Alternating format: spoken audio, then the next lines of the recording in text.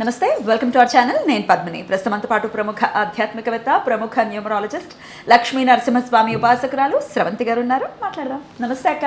నమస్తే పద్మిని. అక్క, జ్యేష్ఠ శుక్లపక్ష దశమి వస్తోంది. దశపాపహర దశమిగా జరుపుకునేటటువంటి బ్యూటిఫుల్ డే గుర్తుందా మీకు? గుర్తుంది. ఏమిటి?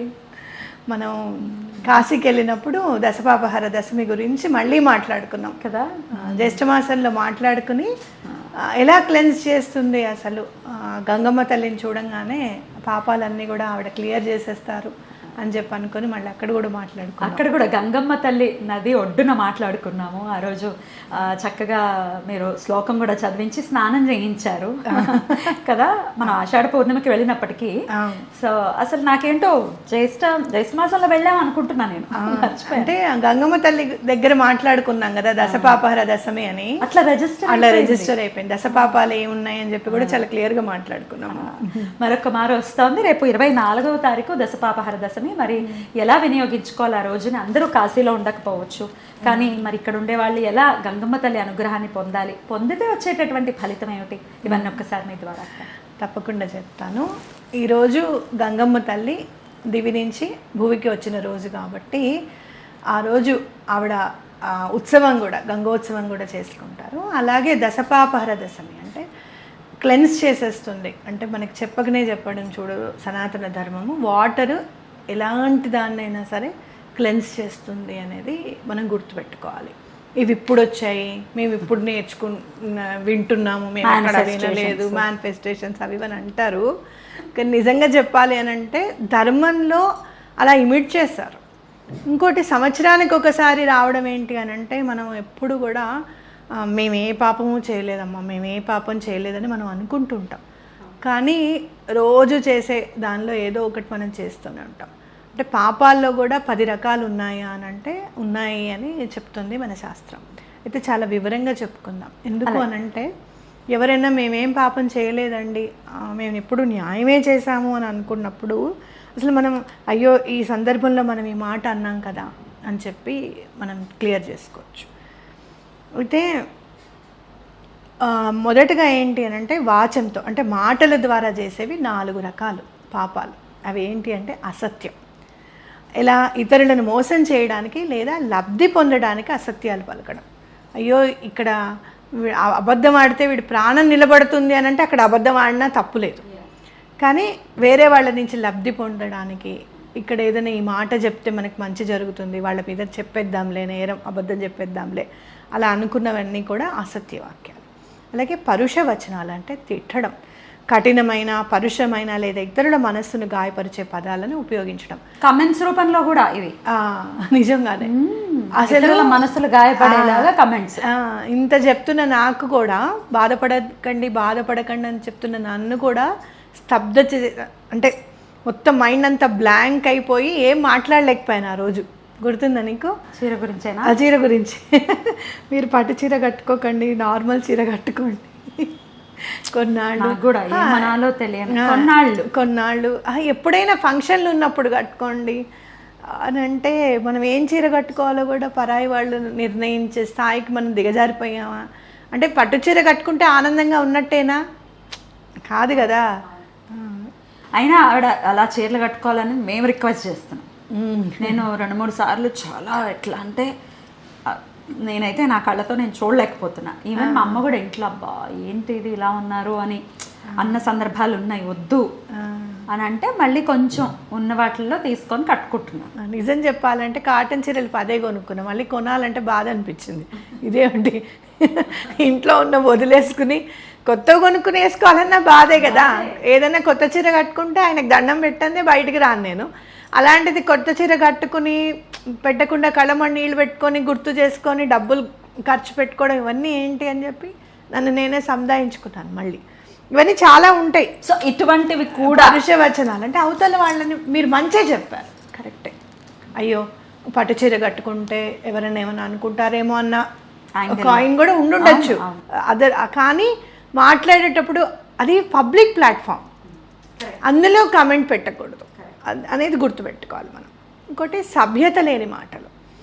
అసభ్యంగా మాట్లాడడం, సమాజంలో వినడానికి అసహ్యకరమైన, అవమానకరమైన లేదా అశ్లీలమైన భాషను వాడడం. నిజంగా చెప్పాలి అంటే స్కూల్ పిల్లల్లో కూడా ఈ మధ్య నేను చాలా వింటున్నాను.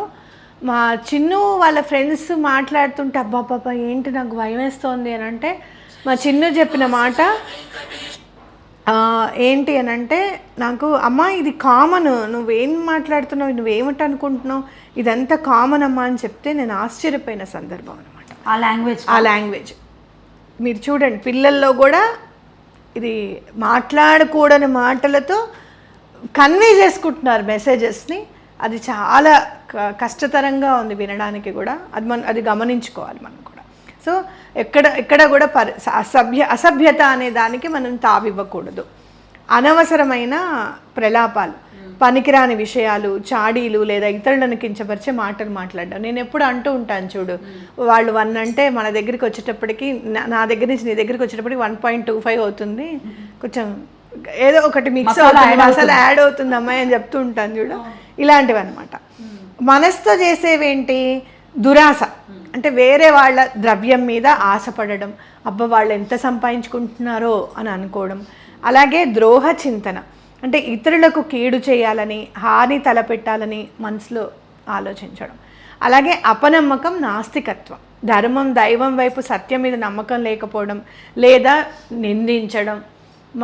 మా ధర్మంలోకి రండి, మా దేవుణ్ణి నమ్మండి అనడం రోజు చేసే పరమ ఏదంటే నికృష్టమైన పాపం. ఇంకో పాపం ఏమిటంటే, ఉన్న దేవుళ్ళని ఇందులోనే ఉంటూ ఆ దేవుడు కాదు, ఆయన గురువు కాదు అని అలా అనడం కూడా చాలా పొరపాటు. నీకు ఎవరైనా నచ్చకపోతే వాళ్ళ గురించి ఆలోచించడం మానేసాయి. దూషణ చేయకూడదు ఎవరిని. నువ్వేదో వాళ్ళ గురించి నిజాలు బయట పెట్టాలి అని చెప్పి నిజాలు బయట పెట్టేసి ఊరుకో.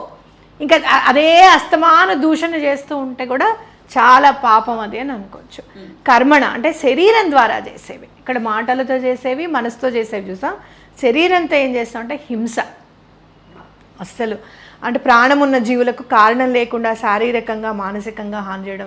వెళ్తుంటే కుక్కను రాయితో కొట్టేవాళ్ళని నేను చాలామందిని చూశాను.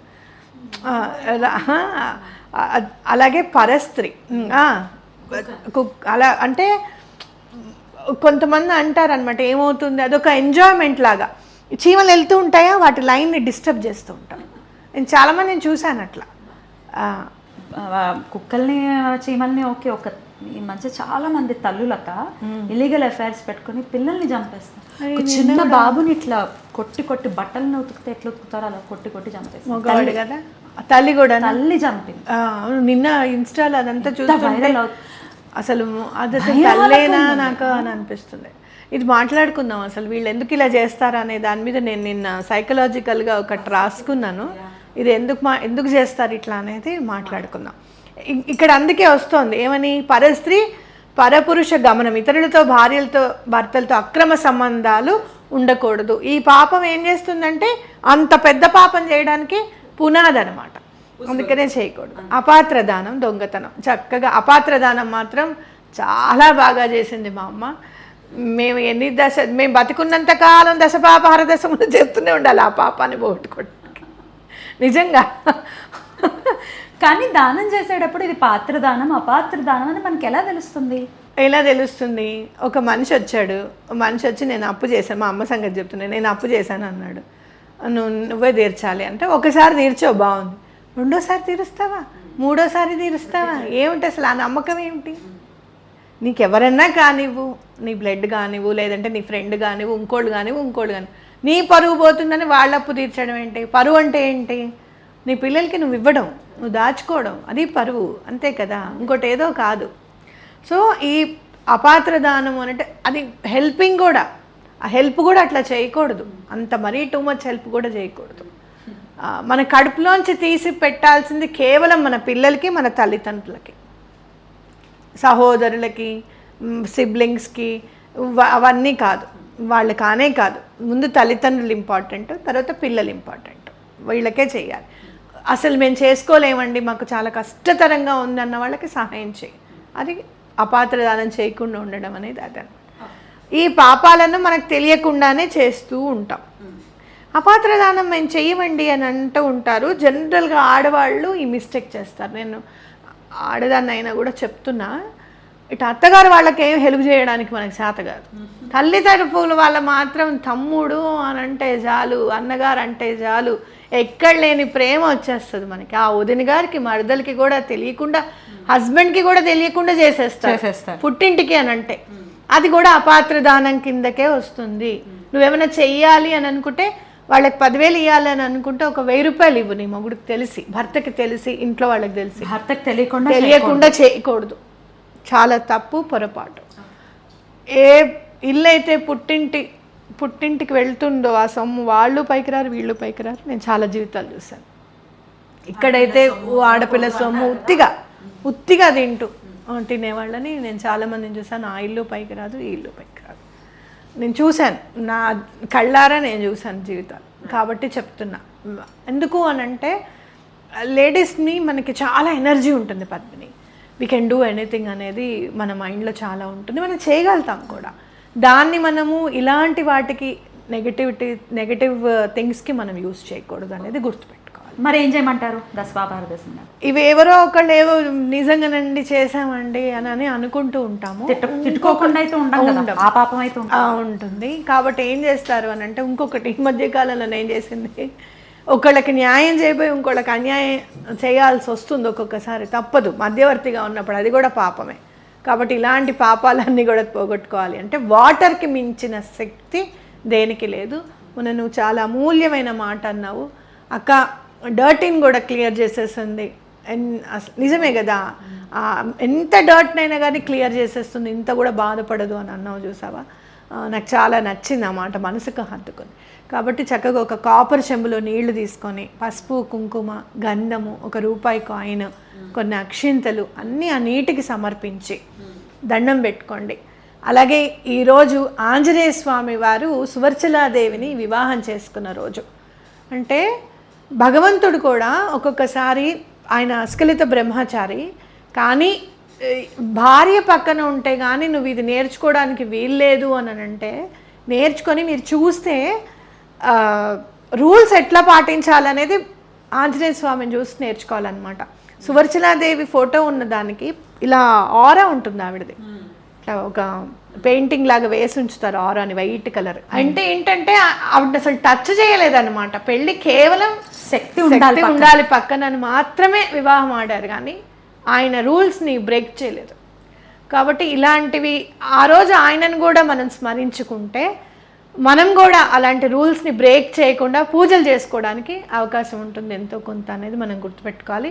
తప్పకుండా హనుమాన్ చాలీసా అనేది చదువుకోండి, చేతులైతే దండం పెట్టండి. వీలైతే మీ మొబైల్స్లో సువర్చల సహిత ఆంజనేయ స్వామి ఇమేజెస్ అని కొడితే మీకు అది తెలిసిపోతుంది. చక్కగా దండం పెట్టుకోండి. మా బాపట్లలో సువర్చల సహిత ఆంజనేయ స్వామి ఉన్నారు. ఎంత పవర్ఫుల్ అంటే అంత పవర్ఫుల్ అన్నమాట. తీసుకెళ్ళండి అక్క. తప్పకుండా తీసుకెళ్తాను, ఊరు చూపిస్తాను మీకు, మొత్తం బాపట్ల అంతా చూపిస్తారు, గుడి కూడా తప్పకుండా చేసుకోండి. ఆ వాటర్ని మీరు ఏం చేస్తారంటే చక్కగా మీరు దండం పెట్టుకున్న తర్వాత అందరూ జల్లుకోండి. ఈ పాపాలన్నీ కూడా క్లెన్స్ చేయమని చెప్పి గంగమ్మ తల్లికి కూడా దండం పెట్టుకోండి. ఆ నీళ్లు మీరు శివాభిషేకం చేసినా పర్వాలేదు, తర్వాత శివాభిషేకం చేసిన తర్వాత అప్పుడు అభిషేకం నీళ్లు జల్లుకోండి. లేదు అని అనుకుంటే కనుక ఇంట్లో చెట్లో పోసినా పర్వాలేదు అన్నమాట. తులసి చెట్లో కూడా పోయొచ్చు. అద్భుతం అక్క, చాలా చక్కగా వివరించారు. చక్కటి రోజుని ప్రతి ఒక్కరు వినియోగించుకోవాలని సందర్భంగా మనవి చేస్తూ కృతజ్ఞతలు అక్క. నమస్తే. నమస్తే.